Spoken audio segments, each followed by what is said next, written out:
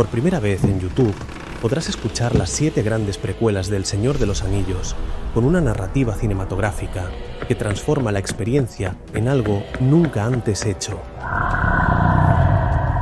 Y si has llegado hasta aquí, es porque estás a punto de escuchar el primer episodio de una de ellas.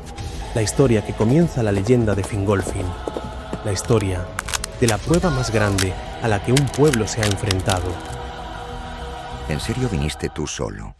Y para que lo puedas disfrutar al máximo, te dejo una introducción animada con la presentación y los detalles clave sobre los personajes y mapas. O, si no lo necesitas, puedes ir directo a la narración cinematográfica, diseñada para ser escuchada.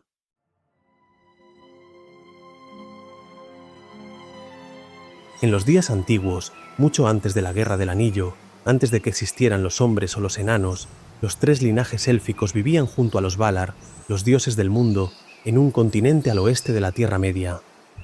El rey de uno de esos linajes, los Noldor, era Finwë, y tuvo un hijo al que llamó Fëanor. Pero su esposa murió al dar a luz, y aunque él nunca dejó de amarla, con el tiempo volvió a casarse y tuvo 2 hijos más, Fingolfin y Finarfin.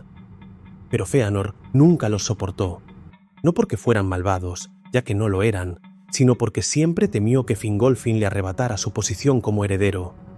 Y aunque su padre nunca dudó en ponerlo primero, Fëanor vivió con la idea de que debía demostrar que era mejor que él. Y lo logró. Creó los Silmarils, 3 gemas que contenían la luz pura de los árboles de los Valar, la fuente de toda la luz del mundo antes de la existencia del sol y la luna. Eran las joyas más poderosas jamás creadas. Tras esto, Morgoth, un Valar rebelde y envidioso, un dios corrupto, manipuló a los elfos y conspiró con 3 objetivos. Primero, sumir al mundo en la oscuridad, destruyendo los árboles. Luego, aprovechar el caos para robar los Silmarils y, por último, escapar de Valinor para regresar a su antigua fortaleza en la Tierra Media. Para lograrlo, tuvo que asesinar a Finwë, pero lo consiguió y huyó a través del Elcaraxe, la única franja del océano que cuando se congelaba unía Valinor con la Tierra Media. Un infierno de hielo y tormentas, donde la muerte acechaba a cualquiera que intentara cruzarlo. Pero Morgoth lo logró. Y al otro lado, levantó de nuevo su fortaleza en Angband y se preparó para la guerra. Fëanor, cegado por la ira, juró recuperar las gemas y vengar la muerte de su padre. Y como nuevo rey, convenció a los Noldor de seguirlo hasta la Tierra Media. Pero no tenían barcos y engañó a la mitad de su pueblo para robárselos a otro linaje élfico. Aquel acto enfureció tanto a los dioses que alzaron una tormenta y hundieron la mitad de las embarcaciones justo antes de partir. De tal manera que ahora, si querían cruzar, solo podían hacerlo en 2 tandas. Fëanor y sus seguidores más fieles irían primero, y después enviarían los barcos de vuelta a por el resto. Pero Fëanor nunca lo hizo. En lugar de eso, quemó los barcos, pues sabía que los que había dejado atrás querían más a Fingolfin que a él, asegurándose así de que no pudieran salir de Valinor. Pues si querían hacerlo, tendrían que atravesar la misma ruta que Morgoth tomó, y aquello los mataría a todos.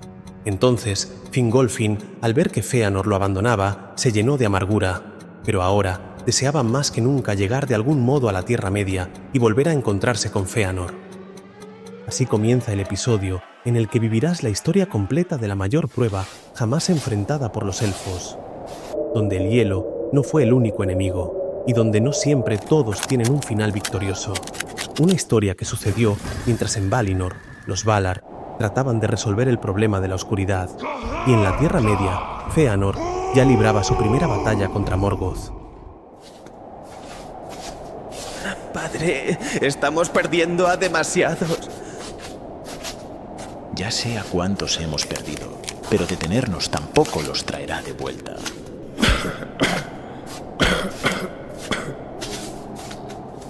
Un interminable paisaje de blanco sucio y azul muerto, donde la vida no debía existir, era lo único que veían desde hacía un tiempo.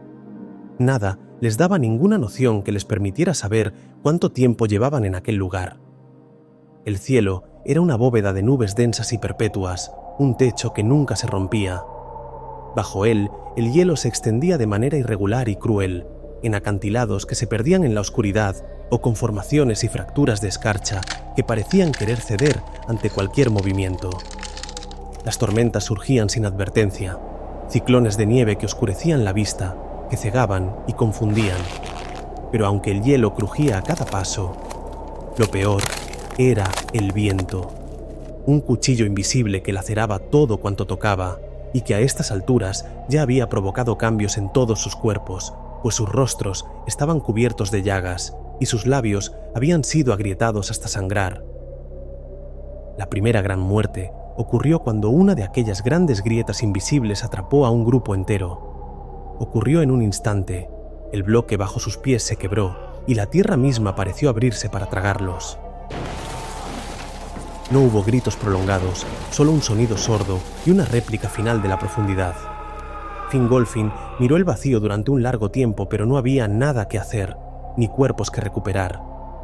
Pocas conversaciones tuvo en aquel lugar que no fueran tratando de dar aliento o ánimo a los suyos. Sin embargo, Fingon, su hijo, se acercaba de vez en cuando tratando de sacarle alguna palabra. Si lo logramos, cuando lleguemos, ¿has pensado en lo que harás? Eso no depende de mí. Dependerá de él. Vamos, tú ya lo sabes. No nos pedirá ningún tipo de perdón. Entonces le haré inclinarse. ¿Ante ti? Ante todos. Ante los que dejó atrás. Ante los que murieron en este camino. Ante cada uno de los que marchan tras nosotros. No puedo imaginarme a Fëanor inclinándose ante nadie. Fingolfin tampoco podía. Al principio, la marcha se sostuvo con determinación y coraje. La mayoría avanzaba con valentía, aferrándose a la esperanza de alcanzar el otro lado. Pero el hambre era un enemigo insidioso, una garra invisible que se cerraba sobre sus estómagos vacíos, un susurro persistente en sus mentes que los tentaba a rendirse. Intentaron racionar lo poco que tenían, pero entre la furia de los Valar en los océanos y la traición de Fëanor, pronto no quedó nada. Sin alimento ni energía, sus pasos se volvieron más pesados, sus cuerpos más débiles, y la voluntad que los había mantenido firmes comenzó a desmoronarse. Un joven guerrero de la casa de Fingolfin, exhausto, trastabilló, y sus rodillas chocaron contra el hielo. Sus compañeros intentaron levantarlo, pero él negó con la cabeza. Su mirada se apagó lentamente, y su cuerpo quedó inmóvil como si el lugar lo reclamara. Al principio intentaron cargar con él, pero al final sus cuerpos no podían soportar más peso del que ya llevaban, y lo dejaron atrás, cubierto de escarcha. Otros comenzaron a perder la razón. Un elfo mayor, que había sido artesano en Tirion, empezó a murmurar sobre la luz de los árboles, sobre banquetes que ya no existían.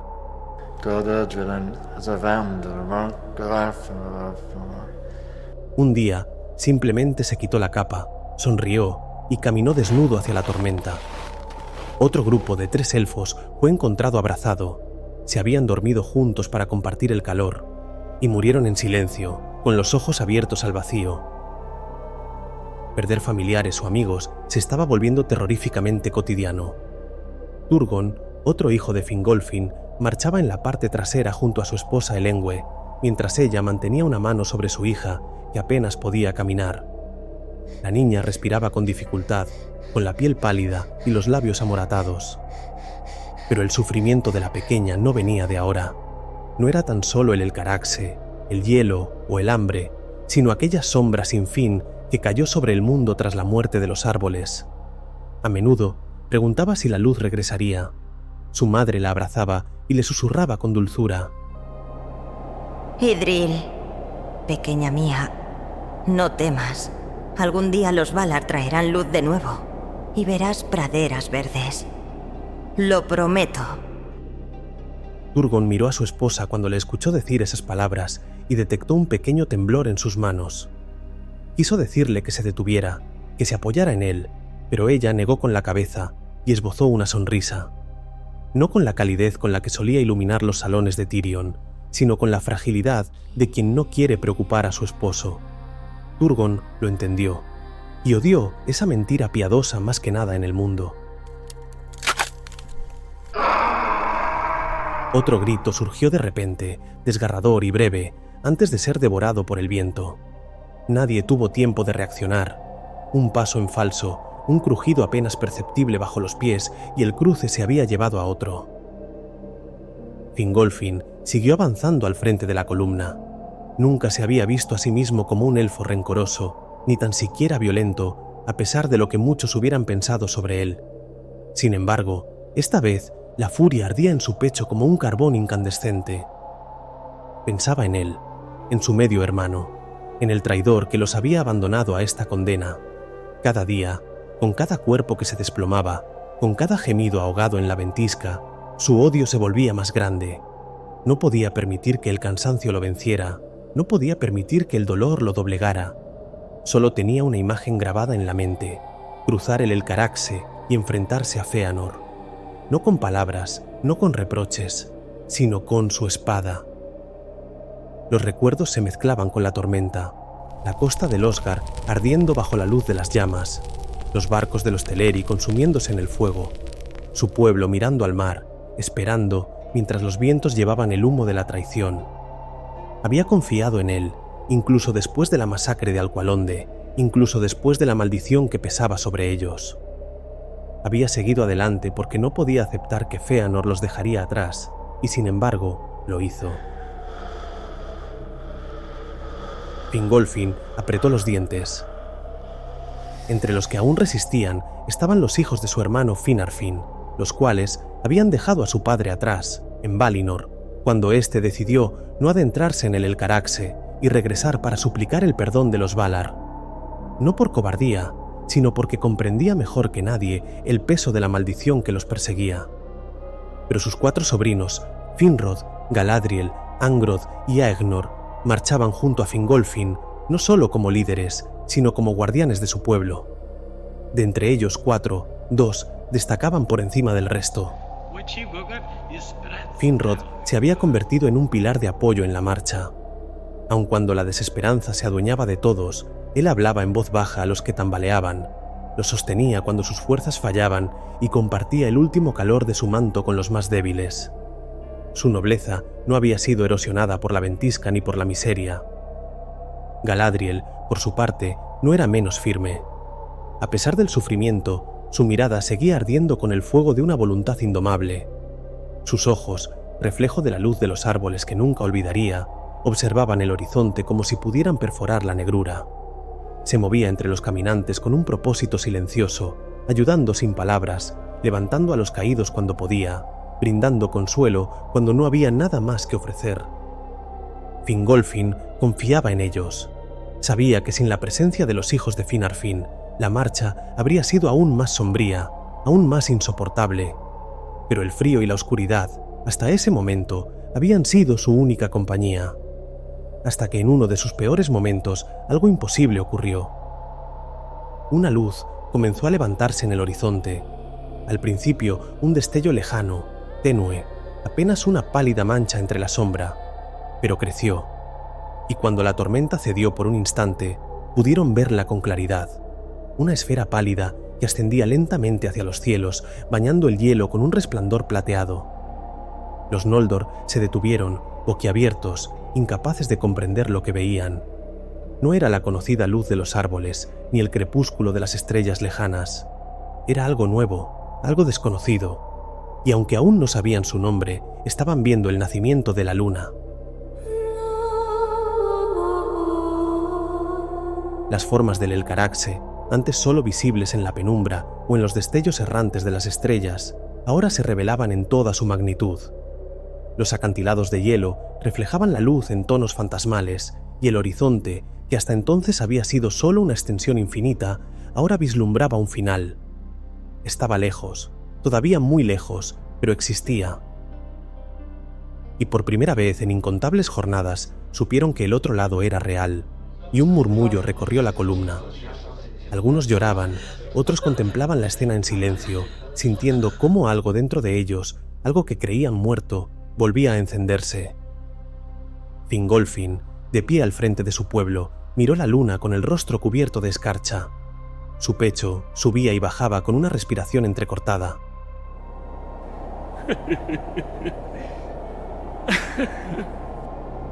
¡Otro pie al frente! ¡Avanzamos!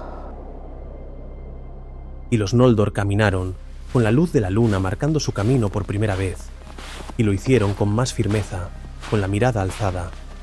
No hablaban demasiado, pero había algo en su marcha que no había estado allí antes. Por primera vez pensaban que podrían terminar aquella prueba.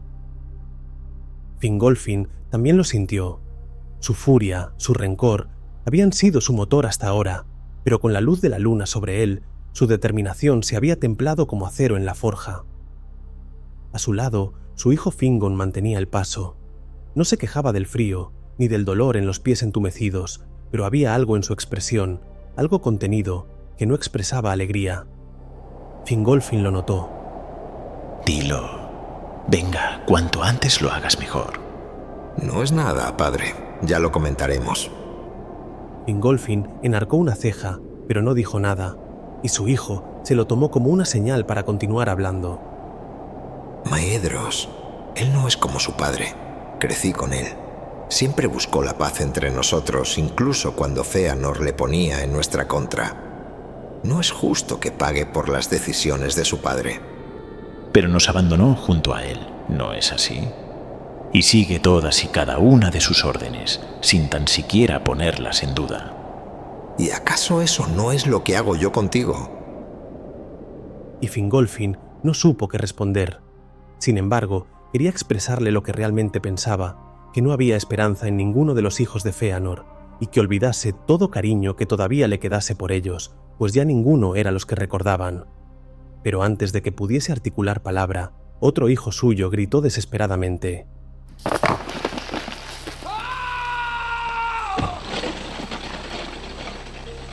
Antes de que Fingolfin siquiera comprendiera lo que había sucedido, Turgon, quien todavía marchaba entre los últimos, ya se lanzaba hacia adelante, sus pies deslizándose sobre el hielo. No pensó, no midió el peligro, solo vio a su esposa y a su hija desaparecer en la oscuridad, tragadas por las gélidas fauces del Elcaraxe. El hielo bajo ellas había cedido sin advertencia, astillándose en un estruendo sordo. Elengüe e Idril habían caído juntas, un instante de silencio roto por el chapoteo brutal del agua devorándolas. Turgon alcanzó el borde de la grieta y se lanzó tras ellas. El frío lo golpeó como un muro de acero. Su cuerpo se paralizó de inmediato, cada músculo se tensó en un espasmo de puro dolor. No podía respirar. El agua le arrancó el aliento de los pulmones como si quisiera devorarlo también, pero no se rindió. Entre las sombras turbias de las aguas heladas vio algo moverse. Idril, agitándose, sus brazos extendidos. Y más abajo, más lejos, Elengüe, quien había lanzado a su hija hacia arriba, pero hundiéndose más en consecuencia. Sus manos se movieron por instinto. Agarró a su hija, sintió sus pequeños dedos aferrarse a él. Pateó hacia arriba, su mente solo consciente de una única orden: salir, romper la superficie. El hielo que rodeaba la grieta se cerraba como una trampa, los bordes eran afilados y su cuerpo ya entumecido apenas respondía. Con el último resquicio de fuerza, empujó a Idril por encima de él, levantándola sobre el filo helado. Unas manos la sujetaron. No supo de quién eran, solo que la apartaban del abismo. Intentó volver a sumergirse, intentó buscar a Elengüe, pero ella ya no estaba. El agua se revolvía, pero bajo la superficie ya no había nada. Un vacío, un abismo. Su boca se abrió en un grito que nunca llegó a oírse.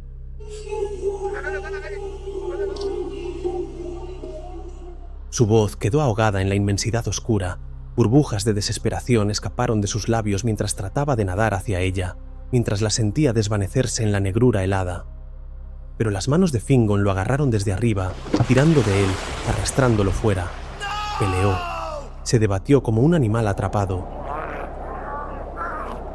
¡No! ¡Tengo que volver! ¡Déjame ir! No puedes, hermano, es demasiado tarde. No, no lo es. Todavía puedo. Pero la grieta a su espalda comenzó a cerrarse. Sus bordes se volvieron más gruesos a cada segundo. El agua oscura quedó atrapada bajo una capa de hielo que crecía, sellando su condena. No hubo más lucha. Se desplomó de rodillas, con la mirada fija en la grieta cerrada, hasta que Fingolfin lo abrazó. Turgon no reaccionó al principio, su cuerpo rígido y tembloroso, pero cuando la calidez de su padre lo envolvió, se dejó caer, ocultando su rostro en su hombro, rompiendo en lágrimas. Fingolfin no intentó consolarlo, no había palabras que sirvieran. Solo sostuvo a su hijo con firmeza, dejando que el peso del dolor se asentara. A unos pasos de ellos, Idril temblaba, envuelta en un manto demasiado grande para su cuerpo. Galadriel la sostenía, frotando sus manos heladas, susurrando palabras que la niña apenas escuchaba.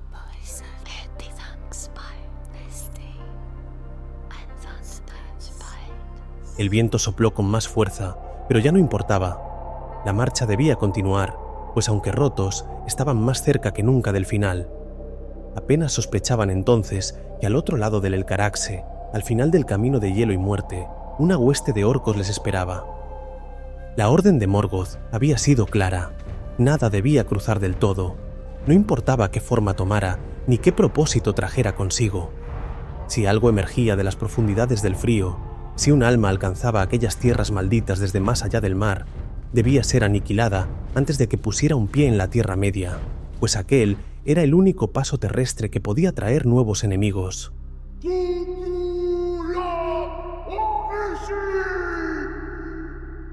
Para los orcos, aquello era un castigo disfrazado de deber. No había gloria en esta tarea, no había derramamiento de sangre ni el éxtasis de la batalla, solo frío en una noche interminable y un aburrimiento que carcomía la mente de los más inquietos. Vigilaban, pero nada cambiaba.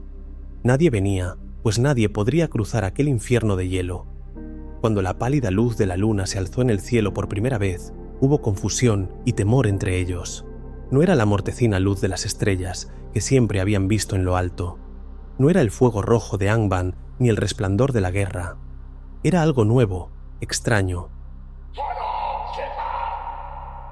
Algunos susurraron que era un mal presagio, que tal vez los poderes del oeste los habían descubierto al fin. Otros rieron con dientes afilados, burlándose del miedo de sus camaradas, pero incluso ellos tenían algo inquieto en la mirada.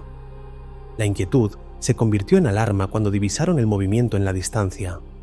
Al principio, solo sombras, pero conforme la luna ascendía y el tiempo pasaba, se les revelaban más detalles. Figuras esbeltas, avanzando con paso decidido sobre el hielo. No marchaban como los esclavos que Morgoth había capturado. No se tambaleaban como presas moribundas. Eran distintos. Entonces vieron los estandartes, azules y plateados, ondeando señoriales, orgullosos, e incluso en la penumbra de la noche helada, la luz de la luna hacía que los bordados de plata resplandecieran con un fulgor desconocido. Y el temor se convirtió en certeza. Algo ha salido del hielo. No sabían quiénes eran, pero tampoco importaba. Uno de los capitanes gruñó una orden y un grupo de orcos se separó, corriendo para llevar la noticia a Angband. Los que se quedaron se prepararon para la lucha. Apretaron sus armas clavando sus ojos en la columna de los recién llegados. Si creían que la travesía había terminado, estaban equivocados, porque antes de que pusieran un pie en la Tierra Media, su sangre teñiría la nieve. Quizás fue solo una simple suerte, quizás era justicia, o quizás una recompensa merecida para aquellos que habían desafiado lo imposible y sobrevivido a la travesía del Elcaraxe. Pero lo que estaba a punto de ocurrir cambió su destino para siempre.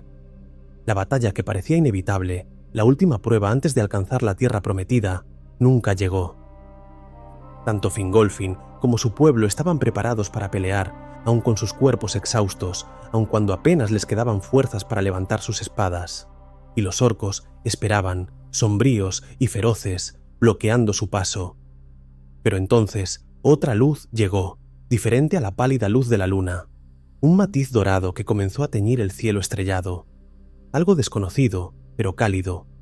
Una claridad que se expandía, disipando todas las sombras con una fuerza que nunca habían visto desde que los árboles iluminaban Valinor. Y luego ascendió del todo mientras la luna desaparecía al otro lado.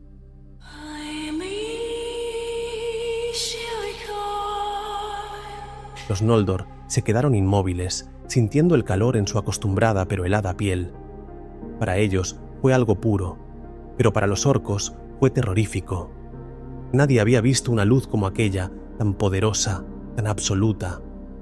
Gritos de pánico rompieron la formación de la hueste oscura. Algunos dejaron caer sus armas, Otros se cubrieron los rostros con sus garras deformes, como si la luz misma pudiera quemarlos. Ninguno esperó órdenes. Ninguno pensó en luchar, pues uno a uno, todos huyeron, corriendo de vuelta a la única seguridad que conocían, la negrura de Angband. Y así, sin levantar sus espadas, sin derramar la última gota de sangre que ya no podían permitirse perder, Fingolfin y su pueblo avanzaron. La última prueba había desaparecido ante sus ojos, barrida por el nacimiento del sol. Era el fin de la oscuridad eterna, pero era el principio de algo nuevo. La primera edad del sol había comenzado, y Fingolfin no permitió que su pueblo avanzara en silencio, no después de lo que habían sufrido, no después de haber conquistado el Elcaraxe.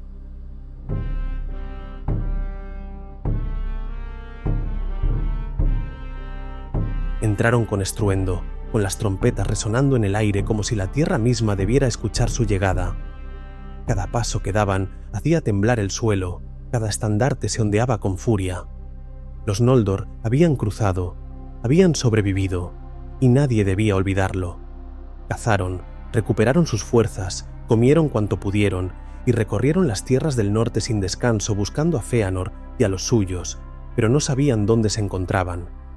Marcharon a lo largo de las extensiones desoladas de Hithlum, con la nueva luz del sol dorando sus armaduras. E incluso llegaron hasta Angband, donde Morgoth se escondía. Las grandes puertas de hierro negro se alzaban ante ellos, cerradas e imponentes. Desde las sombras de la fortaleza, los orcos y otras criaturas escucharon. Oyeron el sonido de sus pies golpeando la roca, el eco de las trompetas de Fingolfin rasgando el aire como relámpagos. Pero nadie salió, nadie se atrevió. La derrota contra Fëanor aún pesaba y sus debilitadas defensas se replegaban en el interior. Así, sin oposición, los Noldor proclamaron su llegada ante las mismas puertas del Señor Oscuro y continuaron su marcha. Y fue cerca de Mithrim donde los encontraron.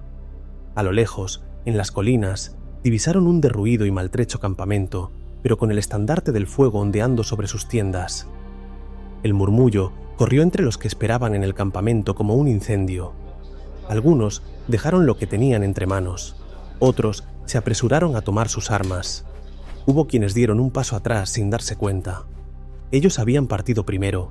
Ellos habían dejado atrás a sus hermanos en la traición de los barcos, y ahora aquellos a los que abandonaron regresaban de forma imposible desde la otra orilla del mundo. Y no lo hacían como testigos que la nieve y la desesperación hubieran quebrado. Regresaban como conquistadores. Los seguidores de Fëanor tragaron saliva. No sabían qué ocurriría. No sabían si debían temerse o regocijarse. No sabían si debían arrodillarse o alzar las armas.